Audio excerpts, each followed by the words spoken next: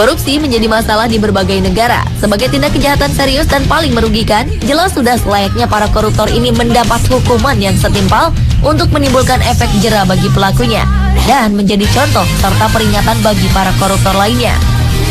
Untuk mengatasinya, masing-masing negara memiliki berbagai cara dan sanksi. Ada yang hukumannya cukup ringan, hanya beberapa tahun saja di penjara, seperti di Indonesia. Ada juga yang tidak segan untuk memberi hukuman mati bagi para pencuri uang negara seperti yang diberlakukan di Cina. Selain itu, ada pula berbagai hukuman lain yang dijatuhkan kepada koruptor.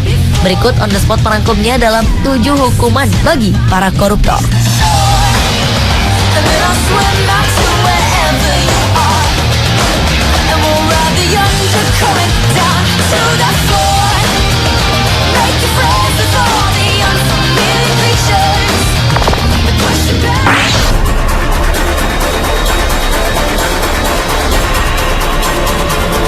Ulah demonstran Ukraina ini menjadi perhatian dunia.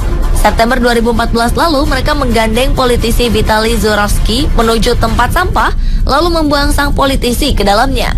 Vitaly tak mengalami cedera apapun. Namun, perasaan politisi ini terguncang hebat setelah sekelompok demonstran melemparnya ke tempat sampah besar di luar gedung parlemen Kiev.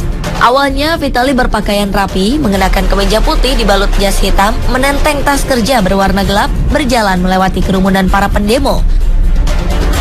Video lainnya menunjukkan sekelompok pria berteriak ke arahnya, lalu melemparnya ke tempat sampah dengan bagian kepala terlebih dahulu. The emotions are running high because Parliament was set to vote on a vetting law, an anti-corruption, it's called lustration law, which people hope will be able to. Saat Vitaly meminta massa tenang, sebuah ban bekas dilempar ke dalam tempat sampah dan mengenai kepalanya. Seorang demonstran memegangi kepala Vitaly, mencegahnya agar tidak melarikan diri dari tempat sampah. Vitaly adalah mantan anggota partai mantan Presiden Viktor Yanukovych yang dilengsarkan paksa Februari lalu setelah menolak menandatangani Fakta Uni Eropa yang memicu protes di seluruh negeri. Ia juga tidak populer di kalangan pemilih setelah ia mengusulkan tindakan keras terhadap legislator anti pemerintah. Ia disebut-sebut sebagai politisi yang korup dan menjadi rezim pro-Rusia.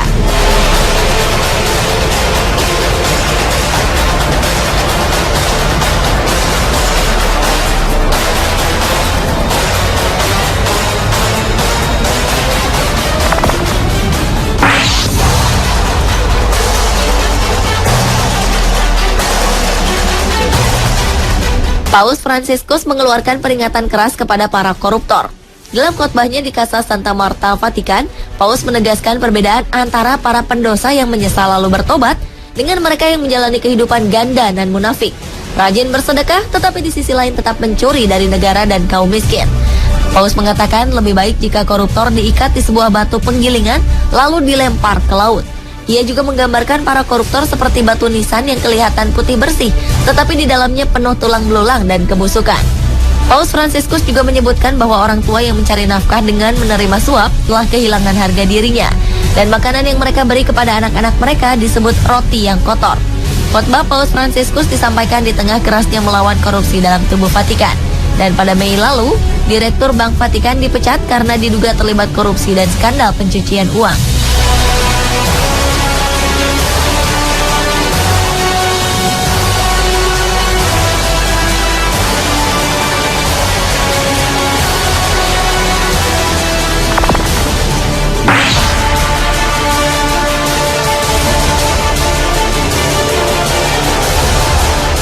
Lebih dari 900 orang termasuk para pejabat tinggi Malaysia yang dihukum karena kasus korupsi telah dicantumkan pada situs pemerintah. Para pelaku dipampang lengkap dengan foto-foto data pribadi dan sejarah kasus para pelaku. Database para pelaku korupsi dalam bahasa Melayu dan Inggris dipublikasikan di portal resmi Komisi Anti Korupsi Malaysia, MACC, untuk mengingatkan semua orang untuk tidak menerima atau memberi suap. Profil para pelaku korupsi dan suap ini mulai dibuat pada 1 Januari 2010 dan terus diperbaharui setiap 3 tahun sekali. Sebagian para pelaku korupsi tercatat sebagai politisi, pegawai negeri, pengusaha, wira swasta, ataupun anggota masyarakat biasa. Kronologis kasus setiap pelaku dicantumkan secara lengkap dan detail, termasuk besaran dana yang dikorupsi. Beberapa pelaku mengeluh bahwa database mereka yang disebarluaskan ke publik telah mempermalukan mereka.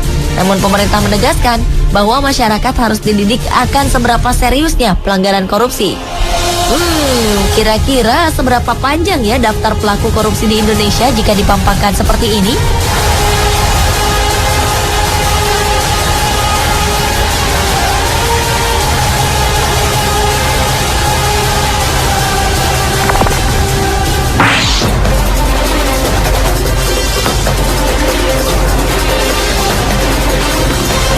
Stasiun televisi pemerintah Korea Utara menayangkan gambar seorang pemimpin berpengaruh dibawa keluar dari ruang rapat setelah dicopot dari jabatannya.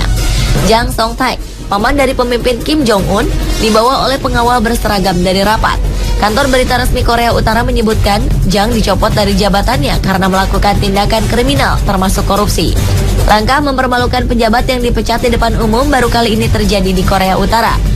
Berita tentang pencopotan Jang ini pertama kali dilansir oleh media Korea Selatan. 2 pembantu dekat Jang dilaporkan sudah dieksekusi karena korupsi. Jang yang menikah dengan kakak Kim Jong-il sempat dilihat oleh pengamat memiliki pengaruh politik yang kuat di belakang layar. Ia memegang jabatan kunci di Partai Komunis serta Komisi Pertahanan Nasional, dan pengaruhnya semakin meningkat setelah Kim Jong-un berkuasa.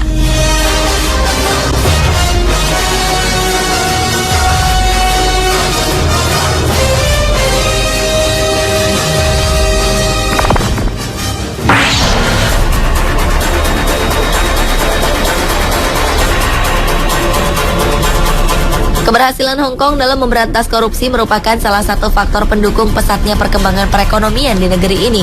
Pada tahun 1960-an, negara ini termasuk negara paling korup dan terparah di dunia. Saking parahnya, seorang supir ambulans tidak akan mengantar pasien sebelum mendapatkan uang tip. 1973, negara ini mengambil langkah berani.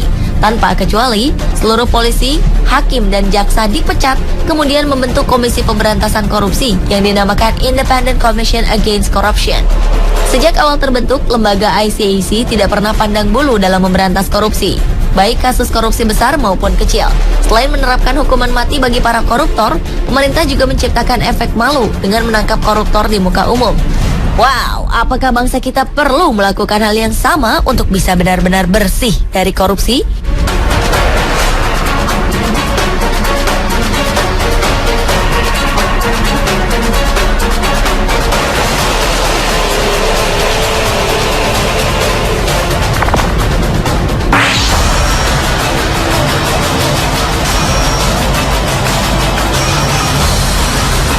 Tokoh politik ternama Cina, Bo Xilai, diusir dari negaranya karena skandal korupsi yang dilakukannya.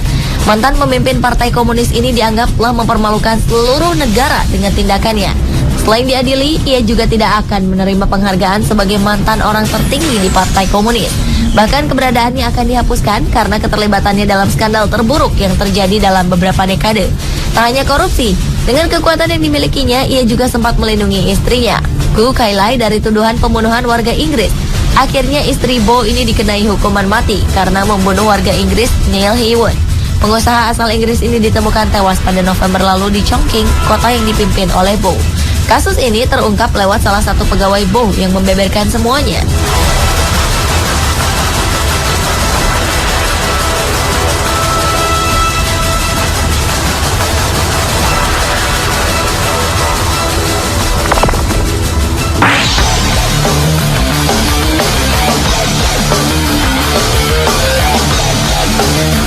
Manajemen Rumah Sakit Dr. Karyadi Semarang meminta salah seorang pasiennya yang juga terdakwa kasus dugaan korupsi, Satrio Teguh Subroto, untuk segera meninggalkan rumah sakit karena diduga memanfaatkannya untuk menghindari hukuman kurungan.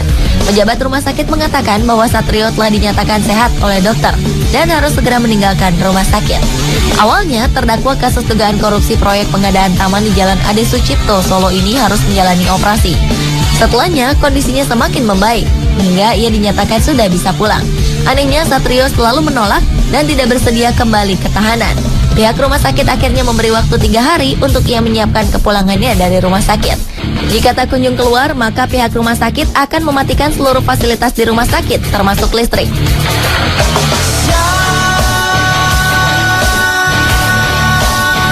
Pemirsa, itulah 7 hukuman bagi para koruptor versi On The Spot.